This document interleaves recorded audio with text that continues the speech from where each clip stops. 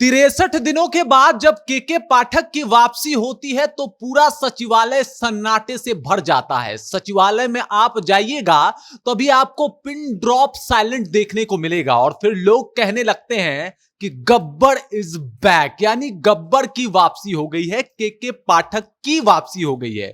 आपको बता दूं, मंत्री से लेकर संतरी तक सारे सभी नियम फॉलो कर रहे हैं, पार्किंग में गाड़ी खड़ी कर रहे हैं और पार्किंग से इधर उधर गाड़ी नहीं लगा रहे हैं। और यह है केके पाठक का खौफ, यह है केके पाठक का डर, जो मंत्री से लेकर संतरी तक, कर्मचारी से लेकर अधिकारी तक सब में देखने को मिल रहा है। किस तरीके से पूरा सचिवालय का माहौल बदल दिया है केके पाठक ने, इसी के बारे में मैं बातचीत करने वाला हूं। लेकिन उससे पहले मेरा परिचय जान लीजिए। मेरा नाम है रजत और आप देख रहे हैं जनता जंक्शन। आपको याद होगा, शिक्षा विभाग के जब अपर मुख्य सचिव थे केके पाठक, उस वक्त पूरा शिक्षा विभाग उनके नाम से कांप जाता था, थर्रा उठता था। और चाहे मंत्री हो या फिर कोई भी, किसी का जोर केके पाठक के ऊपर नहीं चलता था। केके पाठक अपने हिसाब से शिक्षा विभाग को लीड कर रहे थे और उसके बाद आपने कहीं ना कहीं आश्चर्यजनक परिवर्तन देखा शिक्षा विभाग में। शिक्षा विभाग धीरे धीरे दुरुस्त होने लगा।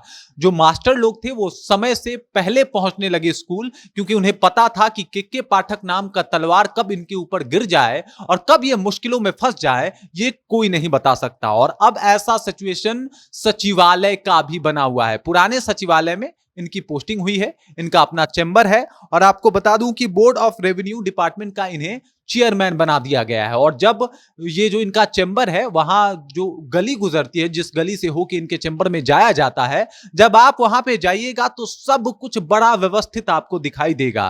पूरा गाड़ी जो है वो पार्किंग में खड़ी हो मिलेगी आपको।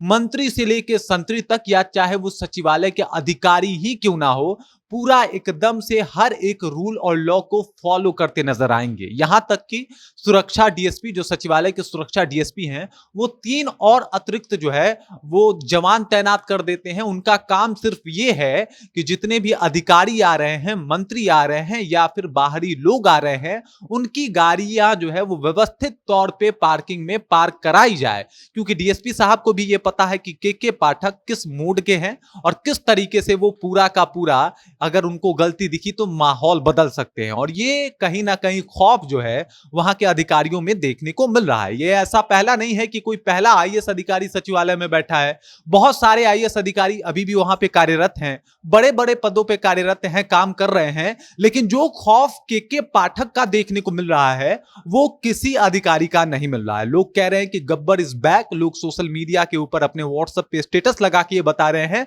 कि गब्बर की वापसी हो गई है। पहले वो शिक्षा विभाग के अपर मुख्य सचिव थे, अचानक से उन्हें हटा दिया जाता है और उसके बाद 63 दिनों के बाद उनकी एंट्री होती है और उन्हें रेवेन्यू डिपार्टमेंट का चेयरमैन बना दिया जाता है। उनके अगर आप चैम्बर में जाने की कोशिश करेंगे तो पहले आपको अच्छा सा एक कॉज बताना पड़ेगा, तब आपकी एंट्री होगी। आपकी क्या, अधिकारियों की भी एंट्री जो होगी वो इसी तरीके से होगी। जितने भी मंत्री हैं वो इसी कायदे और कानून को फॉलो करके ही केके पाठक से मिल सकते हैं। मतलब केके पाठक के डर से मंत्रियों में भी खौफ है। मतलब वो मंत्रियों की भी नहीं सुनते और इस वजह से वो लोग भी पूरे रूल्स, कानून और कायदे को फॉलो करते आपको केके पाठक के चैम्बर के बाहर दिख जाएंगे। इसके अलावा केके पाठक के चैम्बर में एंट्री से पहले आपको लाल बत्ती, हरी बत्ती का ध्यान रखना पड़ेगा। जैसे आप सड़क पे चलते हैं और आपको इन सब चीजों का ध्यान देना पड़ता है कि भाई रेड लाइट है तो रुक जाइए, ग्रीन लाइट है तो जाइए, उसी तर्ज पे आप अगर केके पाठक से मिलना चाहते हैं, आपकी एंट्री होने वाली है,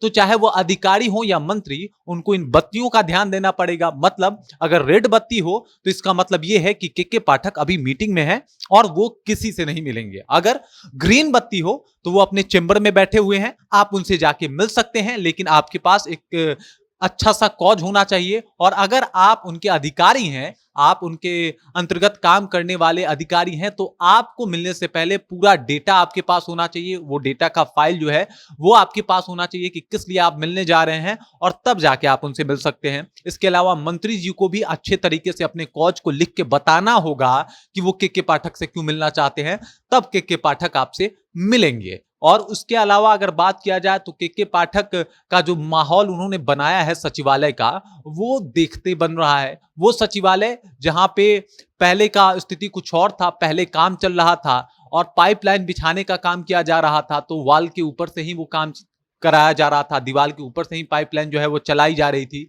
लेकिन जैसे ही के पाठक की इंटरव्यू हुई, तुरंत से उसे वॉल के नीचे से यानी दीवार के नीचे से उस पाइपलाइन को बिछाने का काम जो है वो शुरू कर दिया गया है। मतलब आप इस बात को अच्छे तरीके से समझ सकते हैं कि के पाठक जब से सचिवालय में आए हैं, सचिवालय का माहौल पूरा बदल गया है। और अब जब आप सचिवालय जाइएगा तो आपको वो पूर्व वाला सचिवालय नहीं दिखेगा। वहां पे बड़ी बारीकी के साथ गाड़ियों को पार्किंग में खड़ी कराई जाती है, बड़े सभ्यता के साथ लोग वहां पे आपको दिखाई देंगे, अधिकारी बड़े ही नर्म भाव में आपसे बात करते हुए दिखाई देंगे। और अगर आप के पाठक के गलियारों में चले गए तो वहां पे तो आपको पिन ड्रॉप साइलेंट दिखाई देगा। मतलब आपको बेवजह का कोई आवाज, कोई शोर, कुछ भी नहीं सुनाई देने वाला।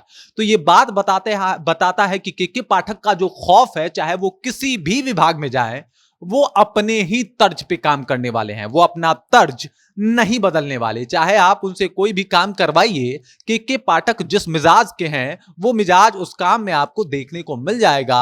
और यही अभी देखने को मिल रहा है बाकी के पाठक को लेके, और जिस तरीके की उनकी एंट्री हुई है और लोग कह रहे हैं गब्बर इज बैक, इस बात को लेके। और इसके अलावा के पाठक जिस तरीके से अभी सचिवालय का पूरा माहौल बदल दिए हैं, इस बात को लेके आपको क्या लगता है, कॉमेंट कीजिए और अपना विचार हम तक पहुंचा दीजिए। बाकी आप देख रहे हैं जनता जंक्शन और मेरा नाम रजत है।